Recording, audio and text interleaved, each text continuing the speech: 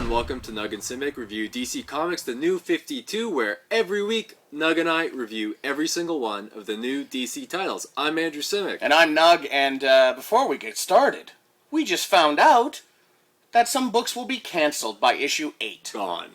So, what we're going to say is, we're sad one of those titles is going.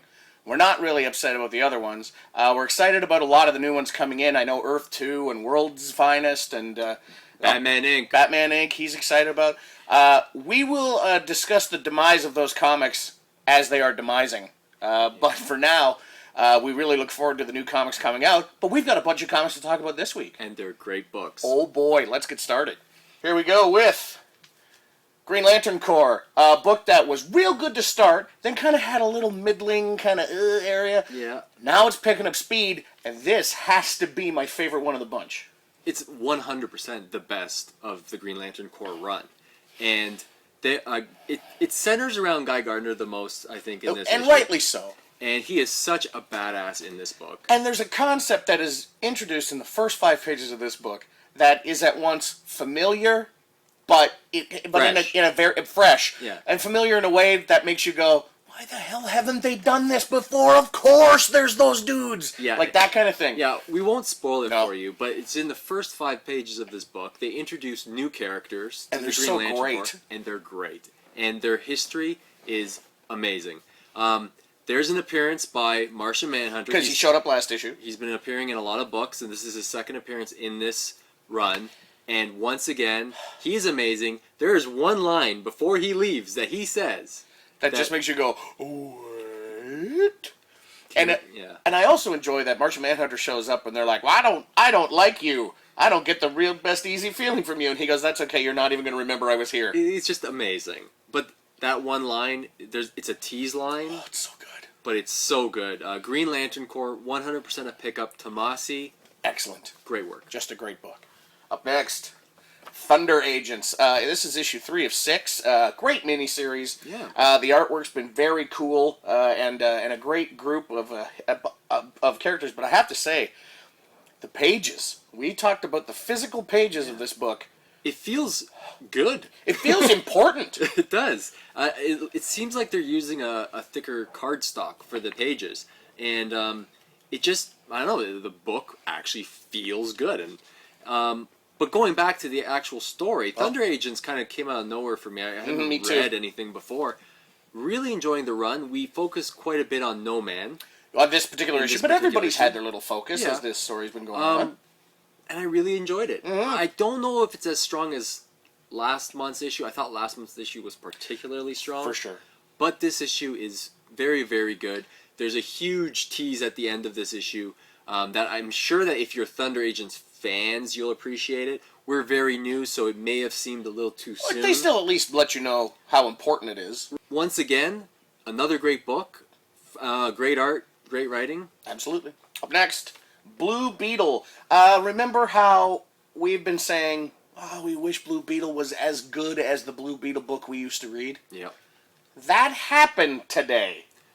A common theme in this week's review show is that a lot of these books, we feel, have hit their stride. Blue Beetle is a great book. Oh, it's the so best good. of the Blue Beetle run, I think. Absolutely the best of the Blue Beetle run. This doesn't make me go, oh, I missed it. It doesn't make me get nostalgic for how good it used to be. For the first time. For the first time. And, I mean, if you've been following Blue Beetle, you know that the last issue ended with a cliffhanger that had us a little worried. And I'm not going to say it's fixed to a certain degree, but... No, he saves the life of his friend.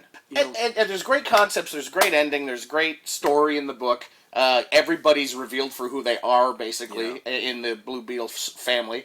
And also, the Reach is so concerned with Blue Beetle, but then they get an even bigger concern and bail. And so what they bail for is also really interesting. This issue just feels important to Blue Beetle. It's setting up more villains for him, dealing with the threat of the Reach, like you said, but it ties up everything nicely, but makes you want to read the next Blue Beetle. And that's not happened yet for me. No. So now that's happening now is pretty cool. Up next, Legion of Superheroes. Look at all the different characters and the different stories that are happening on the cover. That's what's happening inside this book. We get to meet all the heroes. There's even some people I don't know in this book. There's a couple of people that show up, and I'm like, I don't know who the heck that is. New Legion members? Brand new Legion members, like this Gravity Kid, and there's another one, Harmonia. I don't know who those people are, and I'm a big-time Legion nerd. Still not the best book. Legion is still not the best book. No, I'm not a huge Legion fan. You guys know that. I really think Legion Lost is hitting its stride with the last issue. Absolutely it is. This issue, I don't want to say it's a chore, but there's a lot of characters. But that's how it's always been. Yeah. Legion's always been a lot of characters. You've been reading Great Darkness. I have, which is a great book. Which is a great book. But you've been seeing how many people are in that book, how many characters, and how much text, and how much backstory there is. Well, this is definitely like that. Yeah. But I didn't mind it. It was a fun read. I don't know if it fits overall into the story. It felt like a fill-in issue, though. Well, here's the thing with me. I think this should have been the first issue. Everything that happened before this, this would have helped someone like you. I can see your point that it would have been a nice introduction to the concept of the Legion, where there's just so many people. I can't say I can recommend it, but it's worth checking out. And I did like how they were like, "Oh, we lost 7 members of our group. They're dead." And then there's a little editor's note like, or are they in Legion Lost? I'm like, sorry, if you're reading Legion Lost, you already know how that turned out. Exactly. But if you're not reading Legion Lost, you should be reading that book. Up next, Captain Atom, who made our picks last month. Yeah, it was a surprising pick, but we felt that the book kind of came out of nowhere. And this month, it's still great. I really like this book. Mm-hmm. And having said that, I told you that I really miss my yes man. Captain Atom. The military shiny bomb. Yes sir, yes President Luthor, I will do that for you. I mean, I kind of like that conflict of the military personality with someone with superpowers. I enjoyed that. Having said that, he still struggles with it a bit in this book, but I think they're dealing with other things. They are dealing with other things. A lot of Dr. Manhattan-y things. Yes, I mean, I mentioned to you, I was like, okay, so officially, I say my Captain Atom, the Captain Atom I know and love is gone, and we're now in full Dr. Manhattan mode. Looks like it, man. There's a scene where they're taking on a giant Captain Atom that kind of like screams Dr. Manhattan from Watchmen. But having said that, I'm really enjoying this story. The story is still continuing, which is great, because the story's been getting really good. But all those little snippets of weird things happening that haven't been tying in are starting to tie in, which is really cool. This is the whole reason why you give an arc, a chance to an arc of a story. So you're not just reading one issue and go, oh, Wonder Woman's not wearing pants, I'm out. Or Starfire looks like she's a whore, I'm out. Right. You read the rest of it and you get the whole story. And I think giving Captain Atom that chance has showed us that that's a great book. It is. And, like Nug was saying, if we had just judged from issue 1 and 2, we probably would have dropped it. For sure. But this has been a well-paced story. Really good story, and might be a pickup this week. Up next, the end of Deadman's arc in DC Universe Presents. And then you said, hello, cancellation. I know it's not one of the best-selling books out there, but I really think they should keep this title going, because you go next with Challenges of the Unknown. I don't know who's up after that, but I'd like to see, this is a book that the Metal Men could be in, the Sea Devils could be in this one, Red Tornado could show up in this. I think there's an opportunity with this book. There is. To showcase different, maybe lesser-known characters. Which is what it should be. Having said that, did you love this book? Yes. And did you notice I asked the question, did he love this book? Yes, I loved this book. It's a great ending to the Deadman story. The whole Deadman story has been so great. Yeah. And really brings Deadman, you get to feel his struggle the entire time. And I was kind of worried, because when you're dealing with concepts of, gods, and he's dealing with, Rama, it's just so big. The concept is really big. How do you finish that off and trim it with a nice bow? But you know what? The question Rama wants the answer to, she didn't know the question. Now she does. Yeah. Deadman's got a little bit of an upper hand. He's kind of back to square one. It's pretty great. It's actually a very nice tie-up for this Deadman series, and it's a recommendation for us. Absolutely a great book this week. The entire run has been great. If that ever gets collected, that's definitely one you want on your shelf because it's a great Deadman story. Up next, it's Wonder Woman. Wonder Woman issue 5. We get gods and monsters. Different artist on the book. Different artist on the book, which is a bit of a change. Yeah, I mean, he does his best Cliff Chang impression. Tries, yeah. But I noticed that, it was jarring in a couple panels. I didn't think that Wonder Woman looked like Wonder Woman should. Yep. We get a new character, Lennox. Yeah. What do you think of Lennox? I like Lennox. I actually like the fact that they show his own revelation of how he realized who he was, and I mean, I really like where this book is going. It feels very different, very fresh, and I feel unsure of my placement in the book, just as probably Wonder Woman feels with her placement in the world. And that may sound kind of weird, but it's like, as I'm trying to figure out the world, I'm almost placed in the same position that Wonder Woman is, where her life has just been turned upside down with the giant revelation. And I like it. It feels like anything could happen. And for the first time in a Wonder Woman book, that actually excites me. Right? There's a lot of exciting things in this. But what happens on the very last page, like we were saying, that everything is going great, and then there's a last page that features 4 separate points of view. And at first, we both kind of went, huh? And I said to him, I don't want to be the guy who reads Wonder Woman and goes, I don't get it. But I don't get it. And then we read it again, and then we read it a third or fourth time and went, okay, I think I get it now. Yeah. So, I mean, but overall, Wonder Woman continues to be a strong book. It's a solid book. So I would pick it up. For sure. Up next, Supergirl, continuing the girl books. We're in Supergirl. I shouldn't say that. None of these are girl books. Boys can buy these books, too. Supergirl is up here. Supergirl, who has been less than stellar. Possibly my least favorite of the Super books. It is my least favorite of the Super books. That being said, this is the best Supergirl issue so far. I think we may have said that about last month. I know. That's the whole thing. So it's getting better, but I'd say it's getting better incrementally. I mean, there's so many things a nerd can nitpick about this book. And I'm not going to put it out there that I'm a huge nerd, but... I don't think you have to. I think we put it out there every week. Wow. This Supergirl I find very, very boring. The Supergirl has done nothing, this particular Supergirl has done nothing in any book except, what's going on? What's happening? Why am I doing this? What can I do? What is happening? Just all questions, and there's been 0 answers. So today she gets answers, which I think is why I like the book. That is the bonus of this book. However, more questions get heaped upon those answers, and now there's still no answers. Yeah, but I mean, we just need a simple character development story first. I guess that's my problem with the book, is that stuff's happening, and this issue we learn a bit of her backstory, and I'm actually liking it. I actually like the villain that they introduce. Yeah. But again, like so many of the Super books, I could care less about the person with the S on their chest. Exactly.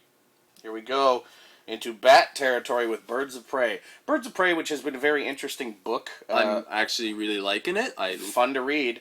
Like Starling quite a bit. I enjoy the Starling character, and we get a little more Starling in this, a little focus on Starling in the middle of this.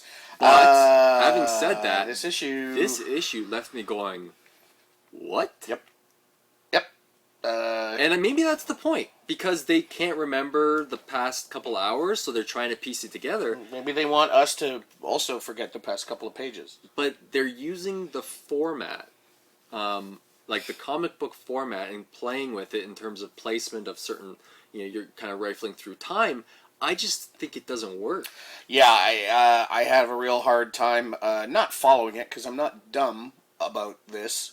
I'm dumb about other things. Yeah, we all are. For sure. But there's just that moment where there is a huge turn and nobody knows what happened, and it doesn't, the confusion of what's happening doesn't come across as, oh, now they're confused, but you, the reader, know what's going on. Right. It just comes across as everyone's confused, including you, the reader, which makes it no fun to read. Yeah, which is kind of a shame, because I was enjoying Birds of Prey quite a bit. Yeah. I felt that Batgirl being shoehorned into the entire run. I mean, I still think Batgirl's completely unneeded in this book. Well, that's a whole other thing. And then this issue happens, and if the purpose of this issue was to confuse the reader, I would say, mission accomplished. Up next, Catwoman. Catwoman, who has been... It's been a great read, and I hope people would stop shitting on this book, but it's a great read. I like that, unlike other heroes in the Bat universe specifically, Yes. Catwoman is reactive to a situation, not proactive. She is always in over her head, and she has to react to the situation. And I not love only that, but Catwoman isn't a superhero. Right.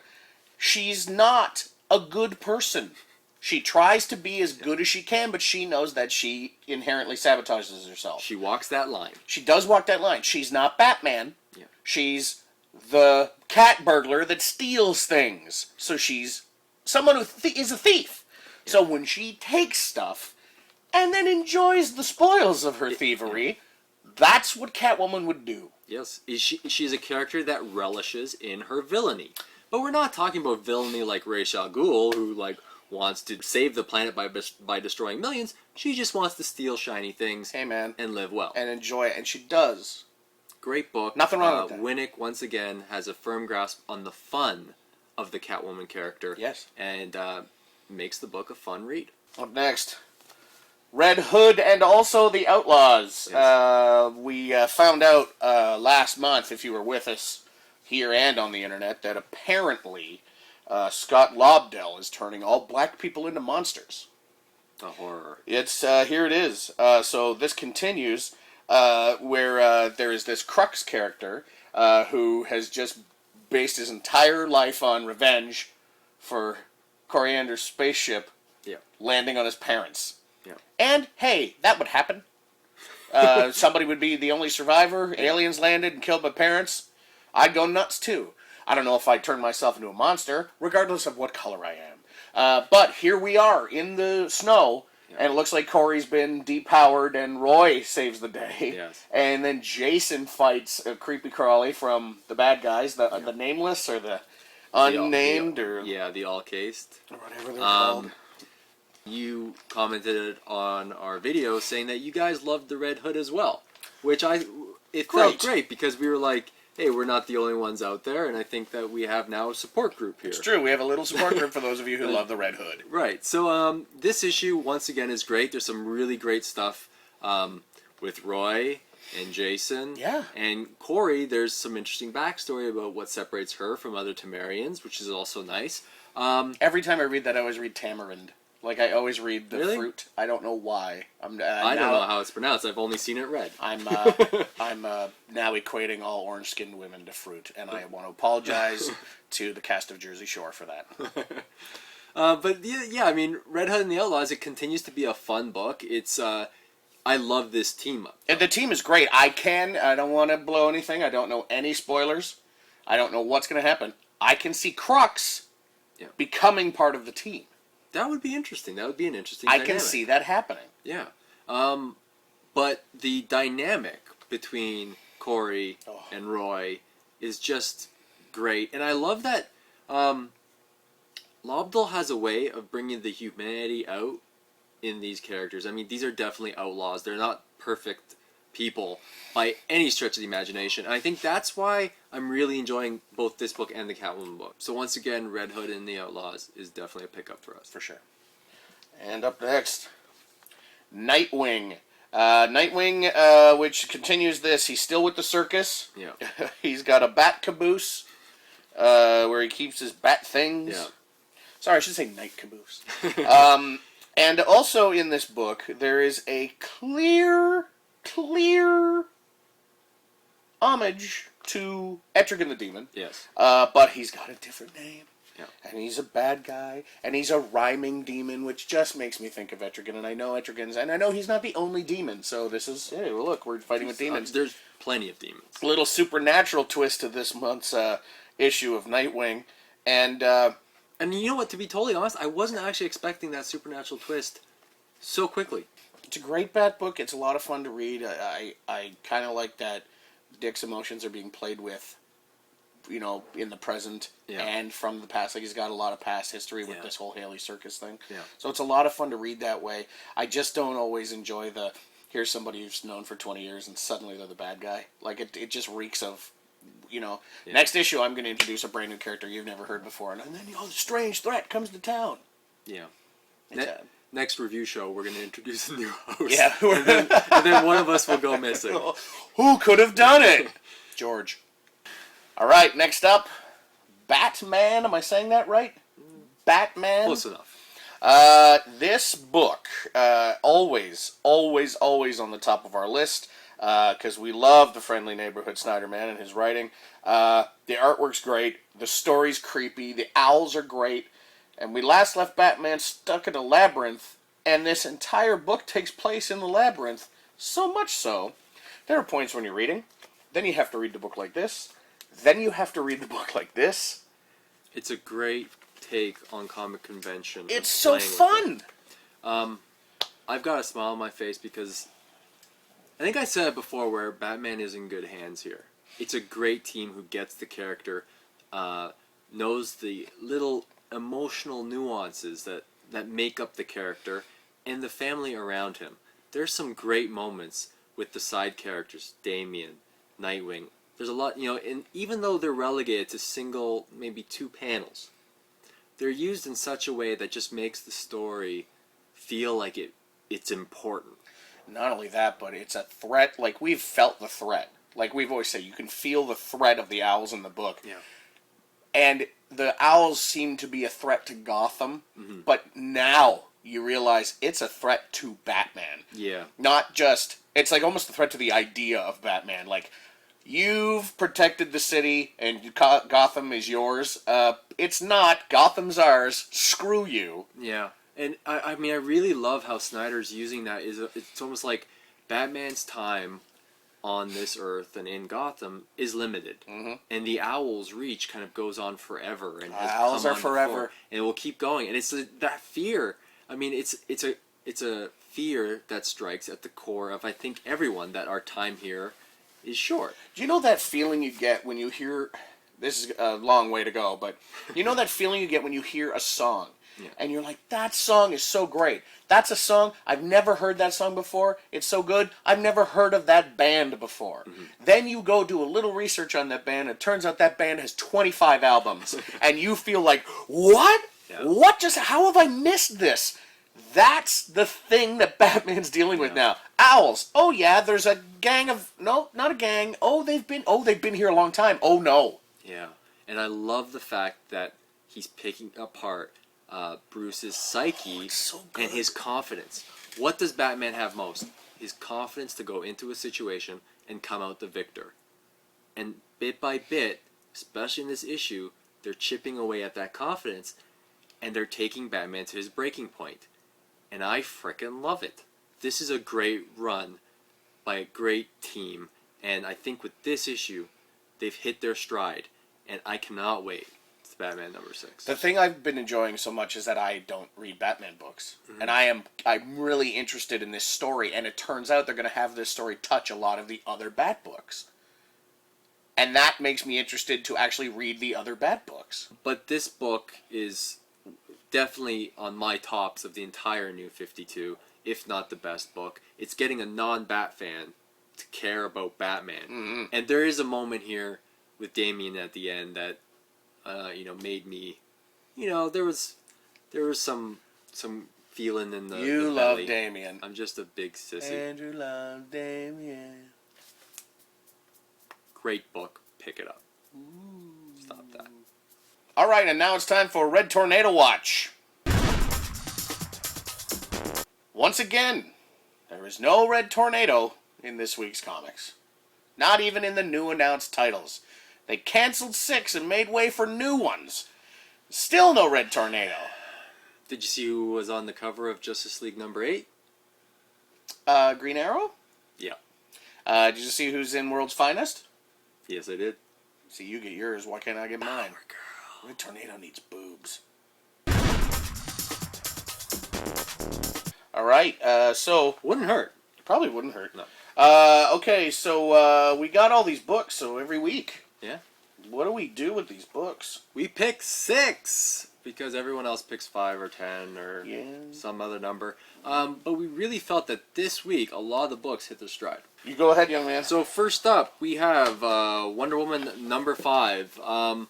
It kind of slowed the pace a bit down from the greatness of the first 4 issues, but number 5 is also very, very good, and it continues to run and has me on board Wonder Woman for, I think, the first time. And I'm going to probably say something that should be taken and used as a quote for this book. It's amazing how something can be all about the gods and yet still seem grounded right here on Earth. It's true. Next up, Red Hood and the Outlaws, number 5. It's great to know we're not alone in our love for this book. This book continues the story very nicely. I can't wait for the next issue. This is one of my top books of the new DC 52. It's an excellent book and a whole lot of fun to read, and I love the dialogue. It's very funny. Green Lantern Corps, number 5. This issue knocks it out of the park. I cannot wait for next month's issue. Tomasi, Pazarin, and Hannah, great work. And a lot of fun. I love the new characters introduced in this. Would love to see a book with just them instead of perhaps Lucky Charms Guardians. DC Universe presents Deadman number 5, the goodbye issue to Deadman. What a great book. Great cleanup issue to the arc. Fantastic work by the art team. Thank you guys very much for the first Deadman story that I actually liked. I love this Deadman story. What a great 5-issue arc. And I am looking forward to Challengers of the Unknown in that next arc. Blue Beetle, number 5, the first time it's actually in our books of the week. It has to be. It made us think of the old one. We didn't miss the old one after this. It's a lot of fun to read. They set up some really fun stuff, and all is revealed, so to speak. Yep. Really gets it to that place that I miss. Great art, and Tony Bedard, great work. Absolutely. And my book of the week this week is Batman number 5. I think every week it's been out. Of course it has been my book of the week. And it's not because I'm a Batman fan. It might be because I'm a Batman fan. But, having said all that, this is still a great book. They play around with the conventions of the comic. I can't say enough great things about this book. Scott Snyder and Greg Capullo, great work. It's an excellent book. It's so fun to read, and it's real fun if anybody watches you reading this book. That's going to be a lot of fun this week to watch you twisting and turning the book around. Yeah. And my honorable mention goes to Catwoman number 5, which continues the fun read that Catwoman is. It's always a breath of fresh air after reading some of the books that deal with unconventional plot lines and heavy stuff to read a fun, light book like Catwoman. Nice. And my book of the week is going to be the DC Universe Presents Deadman story, because the end of that arc is so good. My honorable mention this week is going to Captain Atom. Honestly, Captain Atom really knocked it out of the park last month, and continues the great work on that book. And it's kind of a surprise, which is great. And congrats to Blue Beetle for making it in the top 6. We love it when the books keep getting better because it makes our job easier. Yeah, we don't want to be all negative all the time. We hate being negative. Oh, it's the worst! But we like to have fun, and we also like to hear from you, so if you want to comment on the video, that's fantastic. I always wonder if people watch this far. Yeah. You know? Because we review it all and then they shut it off. Yeah. So if you have watched this far, first of all, here's a secret code. Use this word in your comment on the video and we'll know you've watched this far. Sandwich. And then, since you've watched this far, Andrew has graciously allowed me to plug something. Yes. Go for it. Oh, thank you. I work on an improvised podcast called Illusionoid, which harkens back to old-time radio days. We improvise a story and then add sound effects and music and make it sound like an old-time radio show. This month's episode just came out today. It's episode 13. And it's called Quest for the Brewery of the Horsehead Nebula. And it's a live episode that we taped where we took suggestions from the audience and just started improvising the story. So myself, Paul Bates, and Lee Smart, who are all Toronto improvisers, we do this for fun. And there's 13 episodes online. We've done shows with Colin Mockery and Sean Cullen. That's how we got Colin on the Red Tornado watch, by the way. Yeah. So please give it a shot and let me know what you think. So thank you once again for watching the show. Feel free to comment. We love to read all the comments, even if we don't comment back. Thanks for the Silver Snail for having us. And thanks for watching this far. Remember the code word is sandwiches in your comments on the video. Yeah. Sandwiches. So tune in next week when we review... next week is... Oh, man. Comic books? You know what? For sure. Forget it. All-Star Western. Aquaman.